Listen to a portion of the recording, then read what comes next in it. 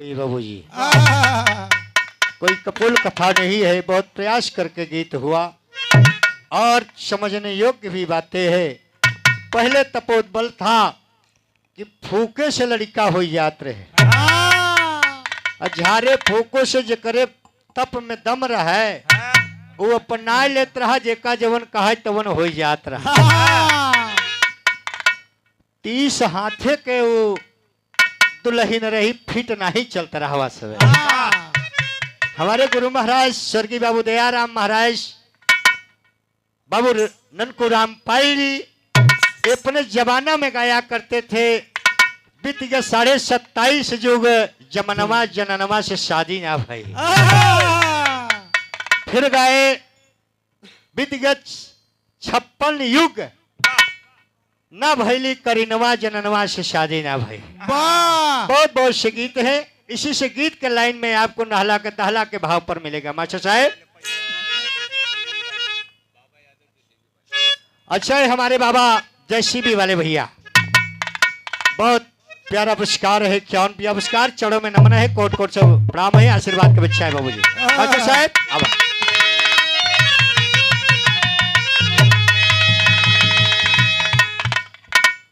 अरे दशानन था लंका का राजा, जिसका आप बजा विजय का बाजा। अरे साजा, अरे तो साजा बिगड़ गया, एक कन्या रही कुमार।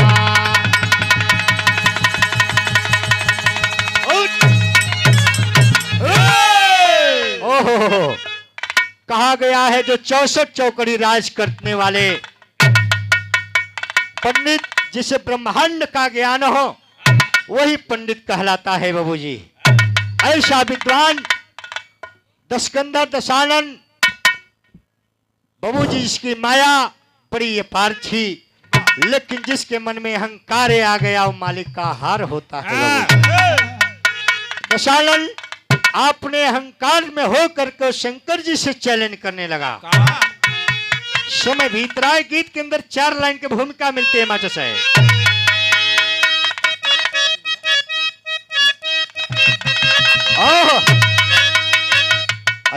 ऐसे सतयुग में शादी भई रही, जैसे एक हाथ मास्टर बढ़ा है तू घटा।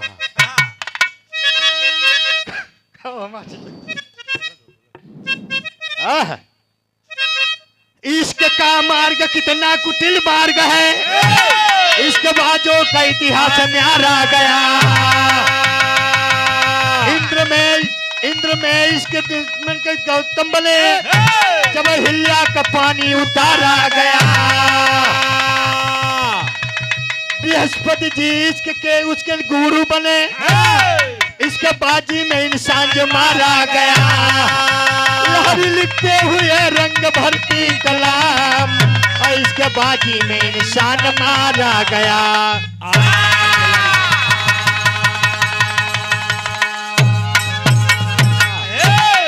ये बाबू समय बीत रहा है, धीरे धीरे समय बीत रहा है। रावण अपने अहंकार में किसी को सामने बाबूजी किसी की बात को सुनने को तैयार नहीं है। एक लाइन गजल का टुकड़ा लग गया मास्टर साहब। हर पिया, अरे पिया जिसको चाहे सुहागन वही है। पिया जिसको चाहे सुहागन वही है। पिया जिसको चाहे सुहागन वही है। पिया जिसको चाहे सुहागन वही है।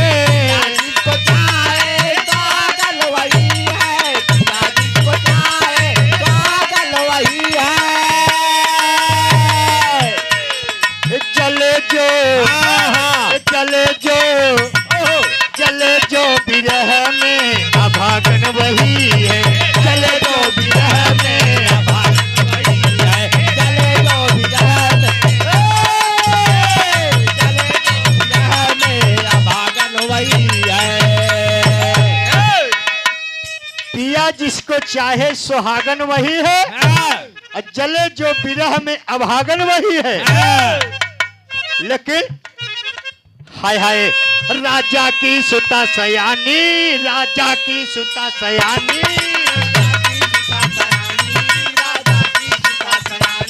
अंग अंग में छलके पानी, सब ही की चढ़ी जवानी,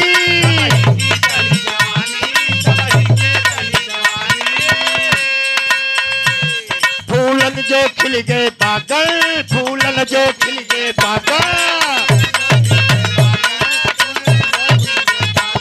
बरड़ू की चढ़ी जवानी, बरड़ू की चढ़ी जवानी,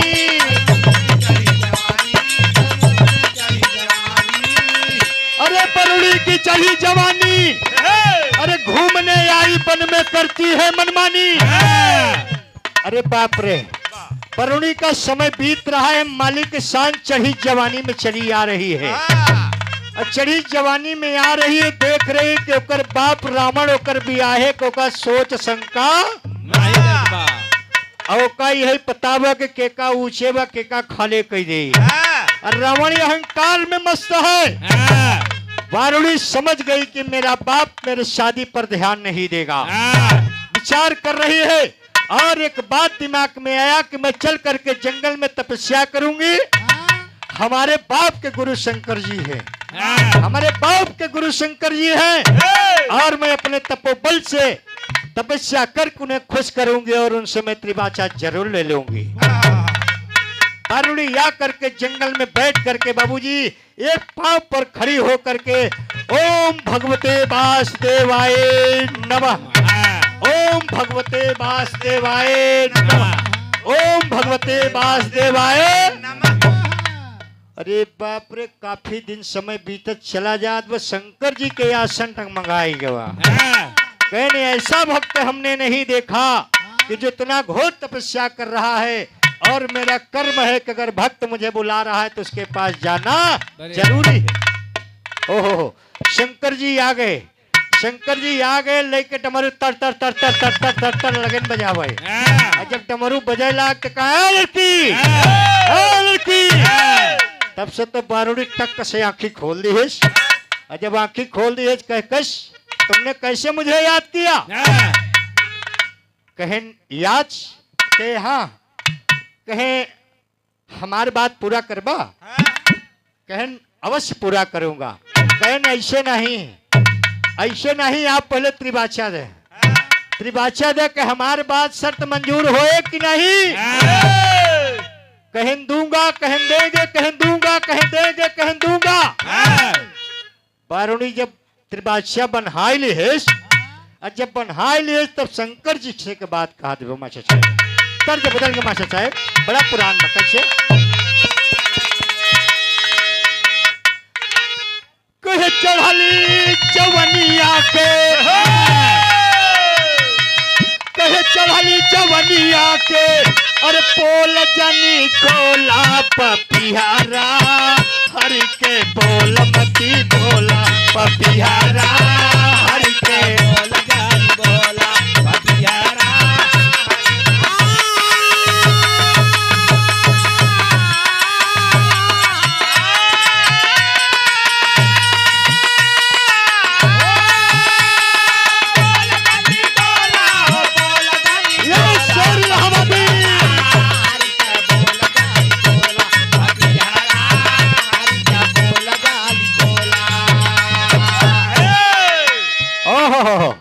ये तो टोन का नमूना रहे। लेकिन बारूणी जब शंकर जी से त्रिवाचा ले लिया, एक बात कहा तो का कहे हमारी जवनिया के, कहे हमारी जवनिया के बात मोरी माना से धुरावा, ताला मांगिया में से धुरावा, ताला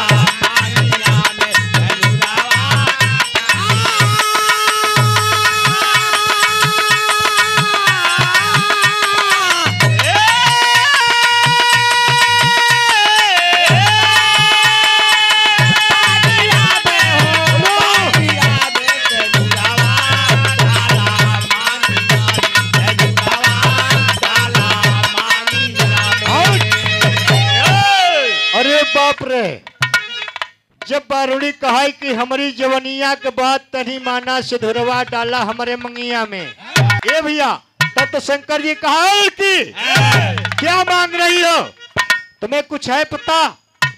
काय हमका कुल पता हुआ, हम इतना दिन से हेरत है बियाहे के मनई, अके मिले वाला नहीं मिला, आज अगर मिलबो भा काय लड़की हम तुम्हारे बाप के गुरु हैं, कहे नहीं बरे तो तुहार पूजा किया, अगर हमारे बाप नहीं मानत बा तब हम उनके गुरुओं से बात करी थे, आप अगर नहीं देख रहा तो काहे बरे त्रिबाचा बनमाया। और शंकर जी फंस गए त्रिबाचा देख के, कहे अरे मोर बप्पा रे अब हम का करी, लड़की कहा चाहिए जवन करा लेकिन शादी हमार तुहिन से। शंकर जी कहा राम अगर हम ऐसे शादी कैले तो दुनिया का कहे कि बतावा चेला के बिटिया के सादे भी आ कैली है। शंकरव जी लेके डमरू उमरी बड़ा चक्कर में सोच पड़ गए कि राम अब हम कैसे करी, बड़े चक्कर में कहा ये मस्त, जब कहा ये मस्त बिया होई, कहा बिया होई, कहीं बिया होई, कहा बिया बारूणी बनैली है बढ़िया चेहरा हो रहा, कहीं अब चला बिया हो, कहीं ऐसे थोड़ी बिया होई, कहीं फिर कहीं हमारे आशीर्वाद बा कि बिया तुहार हमारे अंश से होई, लेकिन यहाँ समय ना होई।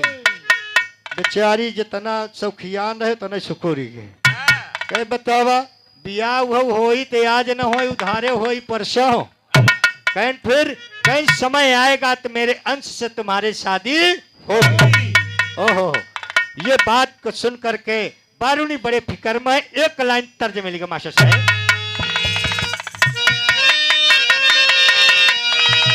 हाँ और कह नजर लागी राजा तोर बंगाल पे, नजर लागी राजा तोर बंगाल पे, नजर लागी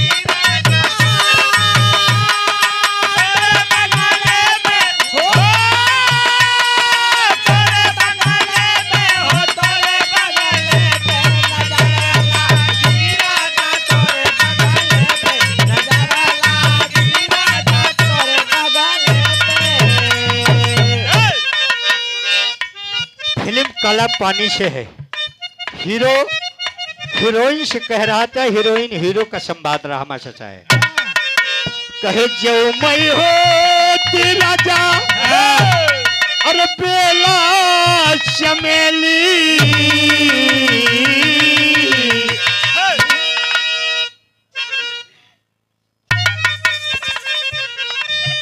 कहे जो मैं हो राजा और बेला चमेली,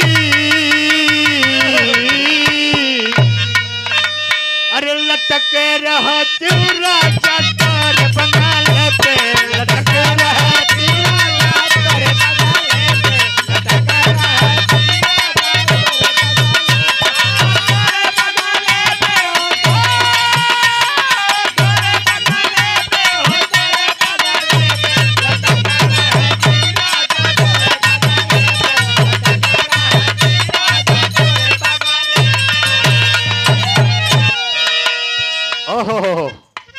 भावेश्वर से है बाबूजी। बारूणी जब शंकर जी ने कहा कि इस समय शादी नहीं होगी, होगा लेकिन समय होगा, तब तो बारूणी शुक्र के आए, कहे जाए फिर माई से कही का, मंदोदरी के पास से आए, कहे माई से कही कजन माई हमारे बाबू से कहवई कर रहे हो शकत बिया हो आए आए कि जब मंदोदरी से कहने लगी तब मंदोदरी अपने दुल्हा दस्कंधर से कहने लगी, क्या कहा सवरी जई है, अरे सवरी जई है राजा मोर किसामतिया, सवरी जई है राजा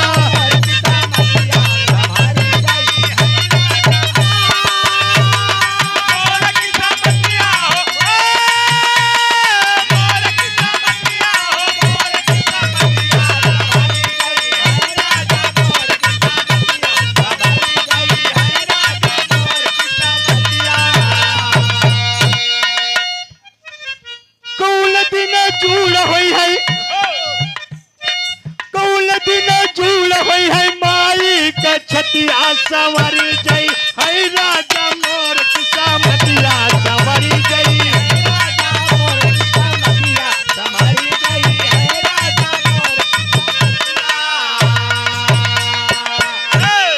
बारूड़ी जा करके कहने लगी माँ से अपने जब कहा तो माई कहन बिटिया तुहार बात हम जरूर तुम्हारे बाप से कहा कहनो हो कहन ठीक बा तब तक बारूड़ी के बर्दाश्त से नहीं बा एक बात ये और कहा देव का तर्ज बदल के बड़ा पुरान हो माचे से हाय हाय कहे दर्द बा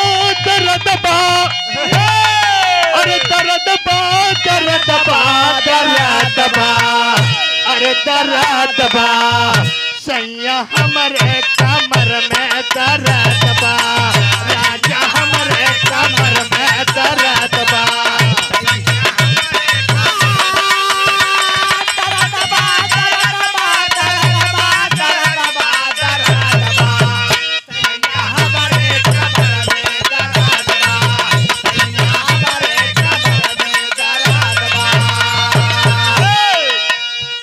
बारूड़ी कहे माई हमार बात तू ख्याल क्यों हमार दर्द तू जानत नहीं यहाँ कहे फिर तो बारूड़ी कहे माई से कहे पहली दर्द मोरी चढ़ली जवनिया चल के जवनिया के पनिया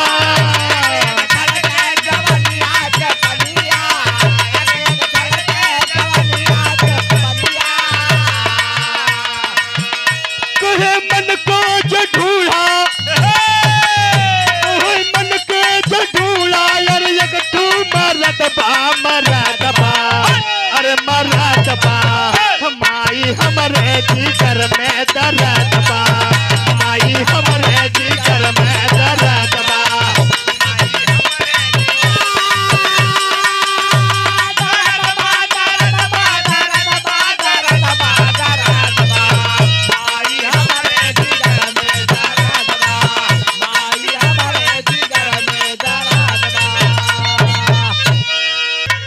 बाप रे मंदोदरी कहा बिटिया तो से हाथ जोड़त है याद तुहार बाबू वही तो हम तुहार बात उनसे कहा रावण जब आया बाबू जी रावण शिकार खेल करके आया तो मंदोदरी सुरहो श्रृंगार सजाने लगी कि आज मैं अपने पिया से प्रेम की बातें करूंगी और अपने लड़की के शादी के योग्य बात भी करूंगी अगर दुल्हन अगर लोटा का पानी लेकर अगर खिस से हंस दे तो मर्द की आधा परेशानी गायब हो जाती अब दुल्हन कहूं अगर झरान दिखान एक तो हो रही नधा रहे दूसरे जब खाली पॉइंट तेहर मामला बैलेट हो गए तो रावण बाबूजी शिकार खेल करके आया इधर मंदोदरी सरहो श्रृंगार सजा रही है मास्टर साहब झूमर का लाइन हो कैसे हाय हाय हाय हाय नैना कजरा मार से नजरा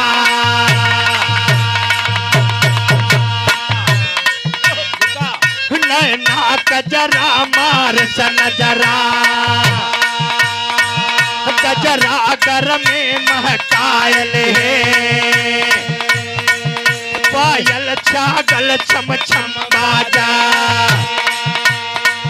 फुफुनी पर रुमाल झुलायल है अंगुरी मुनरी तन पे चुनरी अंगूरी सचकायल जब देखी न अपने राजा के जब देखी न अपने राजा के घूंघट भी का सरकायल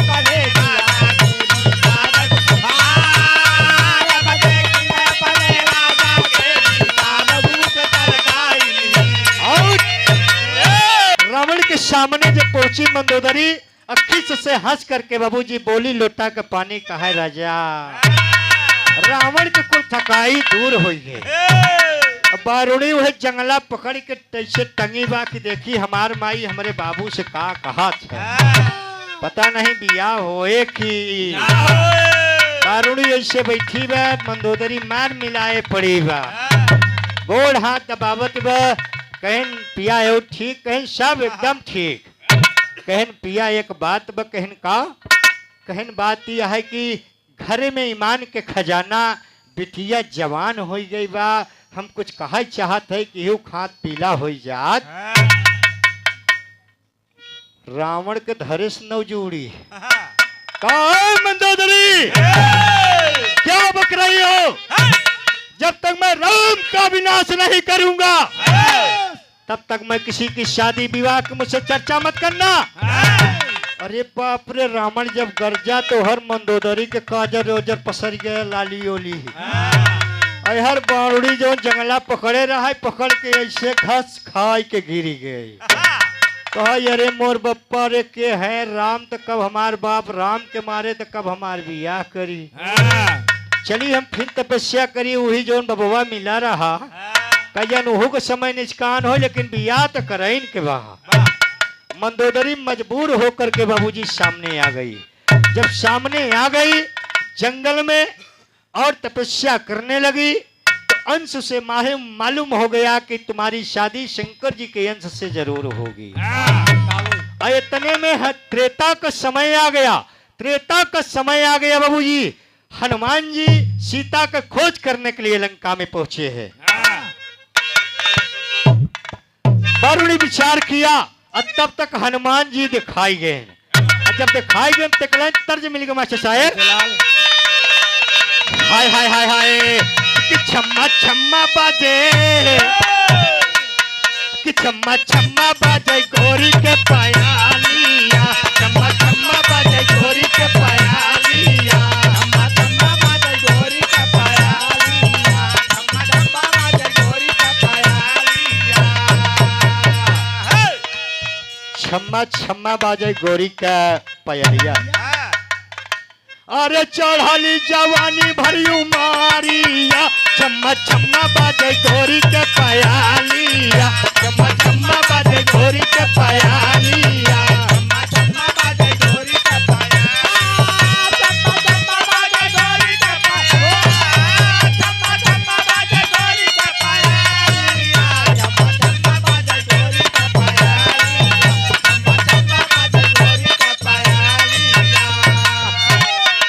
ये बाबू तो हनुमान जी जब लंका में आए तो बारूणी देख करके क्या नजारा कर रही है। कापी आई गईले, कापी आई गईले लंका दरमाया नावा, कापी आई गईले लंका दरमाया नावा, कापी आई गईले लंका दरमाया नावा, कापी आई गईले लंका दरमाया नावा, कापी आई गईले लंका दरमाया नावा, कापी आई गईले लंका दरमाया नावा, कापी आई गईले लंका दरमाया नावा। और बरोड़ी से लड़ी का नया नावा, और बरोड़ी से लड़ी का नया नावा, कापी आई गईले लंका दरमाया नावा, कापी आई गईले लंका दरमाया नावा, कापी आई गईले लंका दरमाया नावा। ओहो ये बाबू कपी आई गईले लंका दरमियान माना। जब बारूणी देखे हनुमान जी के, हनुमान जी देखे बारूणी के, तो हनुमान बारूणी सोचत बे कब हमार बियाह होई। अब मारे है रोहन लाश लोश लगाईला तो एक लाइन कहना हुआ मास्टर साहब, तो हनुमान जी कहा कहन बियाहे के सदबसिया ऐसे बियाह होई, कहन तब कहने के दाई आखी मुना तो हम बताई कैसे बियाह होत है। हनुमान जी बारूणी के बात होत रही तो हनुमान जी समझावत बड़ा पुरान तर्जुमा साहब।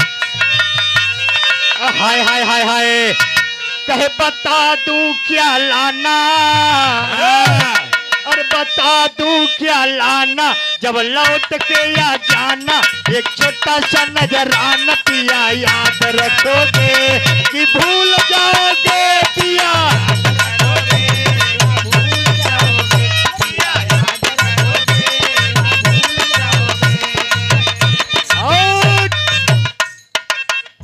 इसी तर्जबा करे पेंटिंग करके बताओ थी कि आज नई तर्ज आई हो। कौन रे मास्टर साहब? ओह दरिया में बढ़ा पानी यार पानी यार पानी, दरिया में बढ़ा पानी दरिया बढ़ी तूफानी, हमारी चढ़ी जवानी बड़ा मान करेला ए प्यार करे के।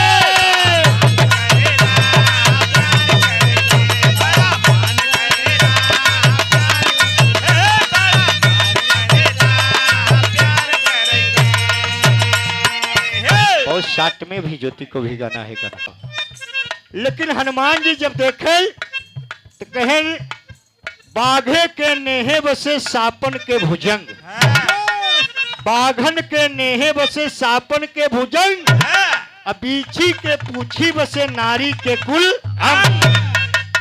बाघ के नाखून में जहर होता है और सर्प के मुख में जहर होता है, अबीछी के कुल जहर पूछी में हो तो मेहरारू को रोवा रोवा में होत है।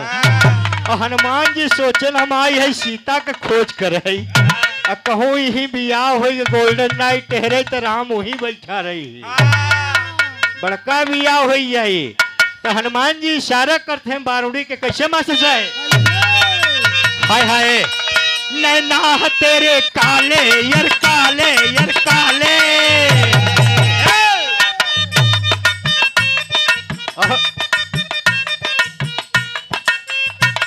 बहुत अच्छे। नैना तेरे काले ये दिल है मत वाले, तुम भी हो बोले भाले तू आवाज करोगी बर्बाद करोगी।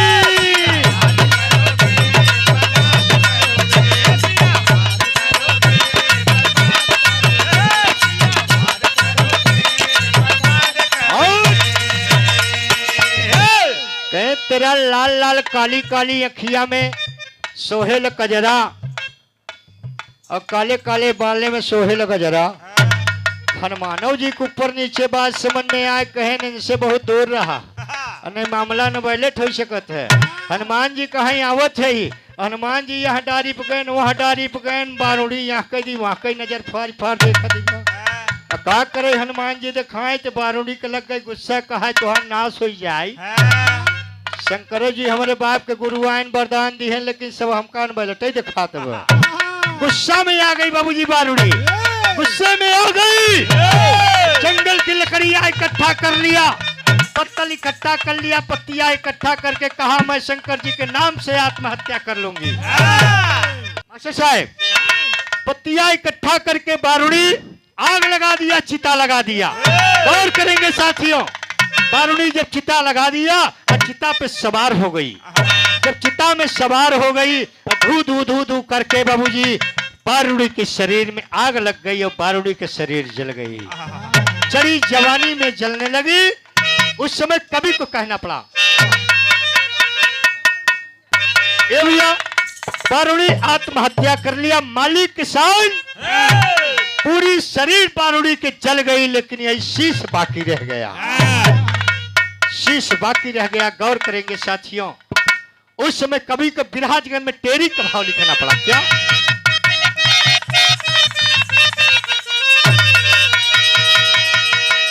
कहीं अरे राम जवनिया जल के राख हो गई, अरे जवनिया जल के राख हो गई, अरे तो कट्टन पे यली कली बिन यकड़ायल बदनिया, जवनिया जल के राख हो गई।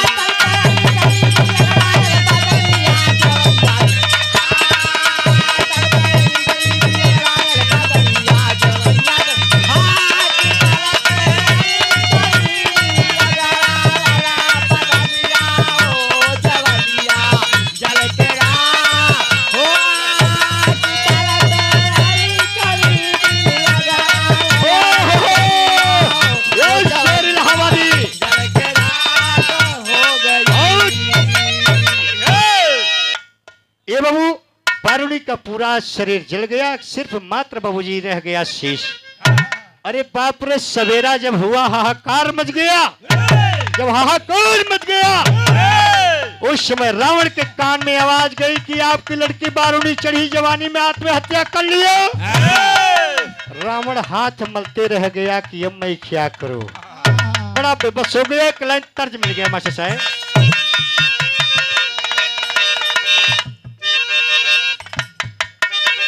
हाय हाय हाय हाय जे कौनो तर जे कौन देव बुढ़ाई राव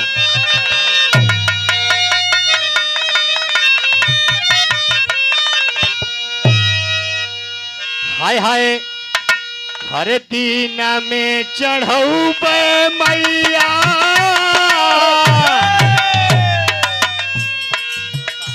दीना में चढ़ऊ मैया नारियर चुनारिया हो की गंगा मैया हो की गंगा मैया भोरावा चढ़ई महा चालिया हो की गंगा मैया भोरावा चढ़ई चालिया हो की गंगा मैया भोरावा चढ़ई चालिया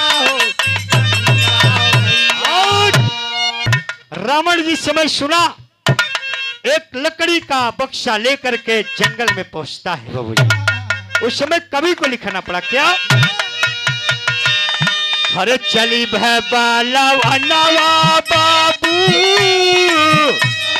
जहाँ जाली करी नवा हो कि पहुँच गईले अरे कि पहुँच गईले सीसरा कई बक्सा करीना या नवा हो कि पहुँच गईले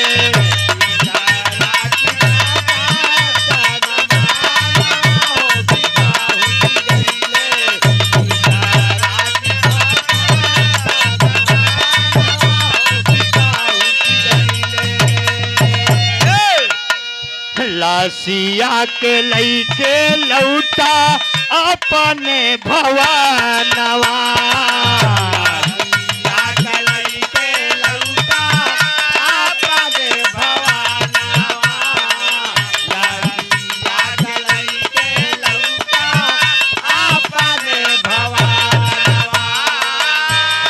छतिया के पीती पीती रोवली जनानावा हो रोवली जनानावा छतिया के पीती पीती रोवली जनानावा हो रोवली जनानावा छतिया के पीती पीती रोवली जनानावा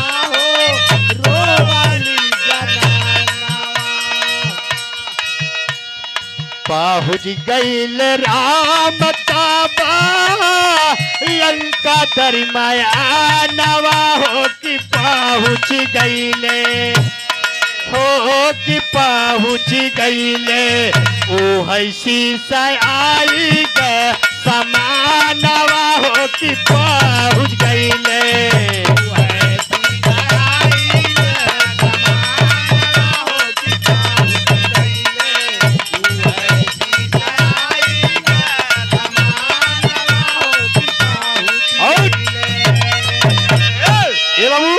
रावण ने पिटारी में बारूदी का शीश लाश लेकर के अयम महल में रख दिया और जब राम लंका में गए रामादल को लेकर के राम रावण का युद्ध होने लगा लड़ाई समाप्त होते होते रावण मरा नहीं है काहे राम आदेश दे दिया घर से पिटारी आ गई कहा इस पिटारी के पहले देख लो इस पिटारी को पहले देख लो उसके बाद जो होना है वो होगा राम जब तीसरे नेत्र से देखने लगे तो कहे हो इसमें तो शंकर जी का त्रिवाचा लिखा है शंकर जी का त्रिवाचा है अगर ये त्रिवाचा इनके यंत्र से शादी होना है अगर शादी नहीं होगा तो शंकर जी का ये त्रिवाचा नहस नहस हो जाएगा अरे बाप रे राम इधर उधर देखें तब तो हनुमान जी 1.5 किलोमीटर और दूर अरे हनुमान हनुमान जी कहा अब नहीं अब जिंदा से भी आना ही तो मुर्दा से होई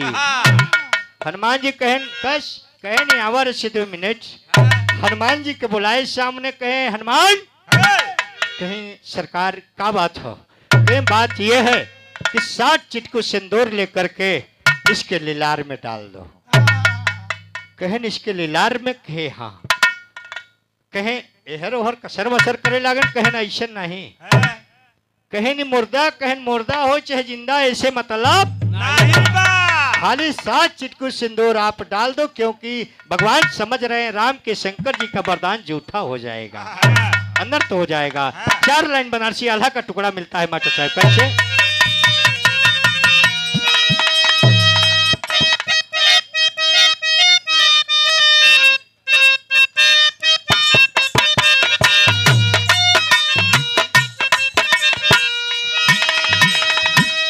चारा नारम चारा गाराम चारा छर छराय रे बबुआ,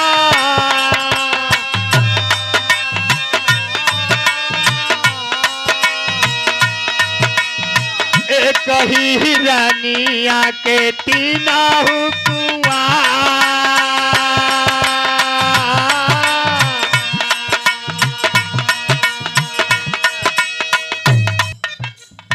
हाय हाय हाय हाय, अरे भाई लड़ैया जबकि राम राम,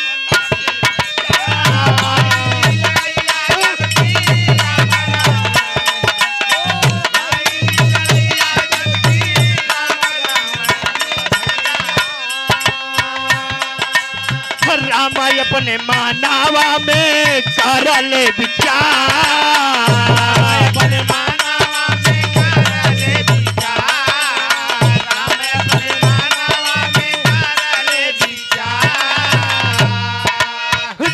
के करनवा रामा कापी के बोलावले रे भैया,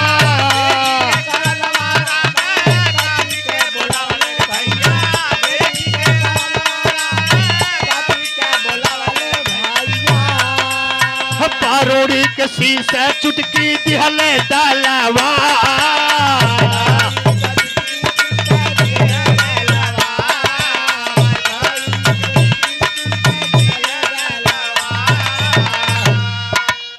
भैली सासुररिया कापी सुना लंकवा मेरे भैया,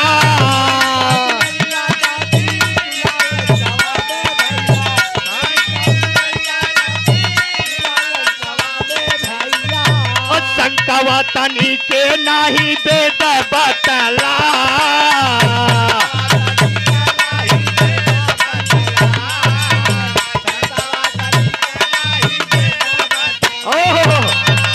ये बाबू जब 7 चिटकी सिंदूर पानुड़ी के लीलार में भगवान राम डलवा दिए हनुमान से, तो हनुमान जी ससुराल लंका में हुई है, भैले ससुररिया कपी के लंकवा में भैया शंकवा तनिक नहीं वेद बतलाय, अरे दिहल कन्या धन माता बा हंसी के रवन मर भैया,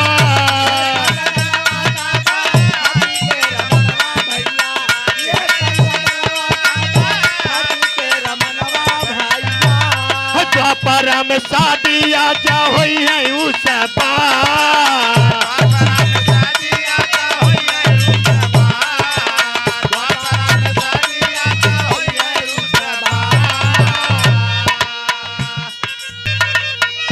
बाबू दिहले कन्या जनवा रवनवा हर साल हनुमान जी की शादी बाबूजी तो हो गई काम मरा मुर्दा से, लेकिन भगवान राम कहे ये शादी पूर्ण होगी, शंकर का वरदान है, और ये सतयुग बीत गया, त्रेता बीत गया, लेकिन द्वापर में शादी जरूर होगी। गीत के आखिरी लाइन में खड़ी के लाइन में कहना वो कैसे मास्टर साहब?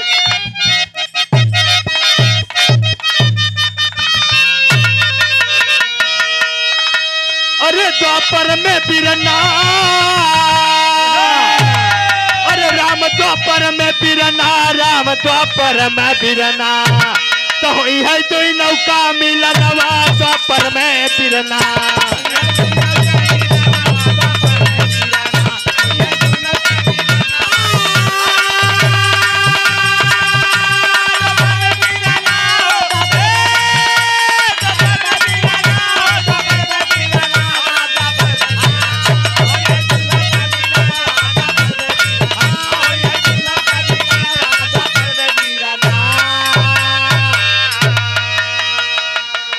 तो भैले तो नौका मिलनवा द्वापर में बिरना।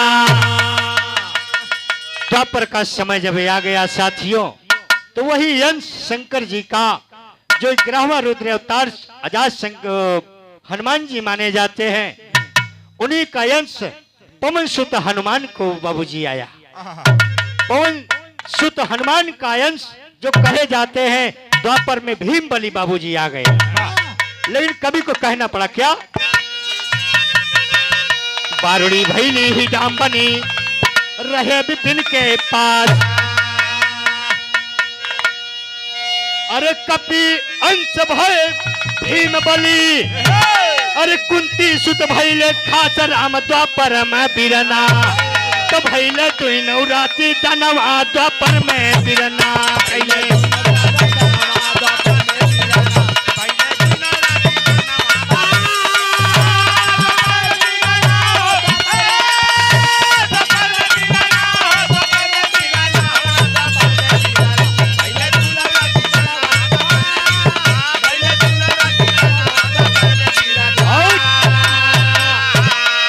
राक्षस कुल रावण खानदान के राक्षस कुल का जो बारुणी थी, वो हिडम्बनी का राक्षस कुल में अवतार मिला बाबूजी द्वापर में। और शंकर जी का अंश हनुमान जी से होते हुए भीम के ऊपर आ गया बाबूजी, जो कुंती के सुत खास हुए। और जब वनवास हुआ बाबूजी, उस समय हिडम्बनी और भीम की शादी हो गई बाबूजी। दोनों का रतिदान हुआ, सतयुग का वरदान द्वापर में पूरा हुआ बाबूजी।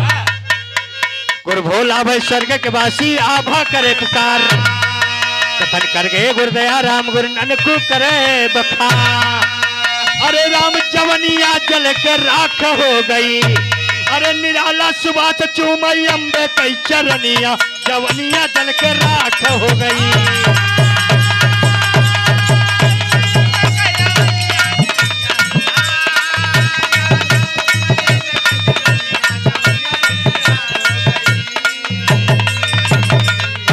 मुझे प्यार की,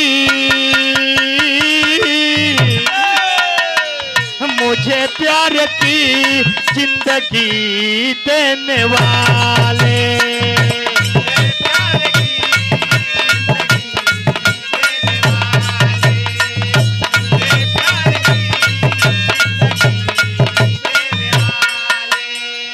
कभी गम न देना, कभी गम न देना, खुशी देने वाले, मुझे प्यार की जिंदगी देने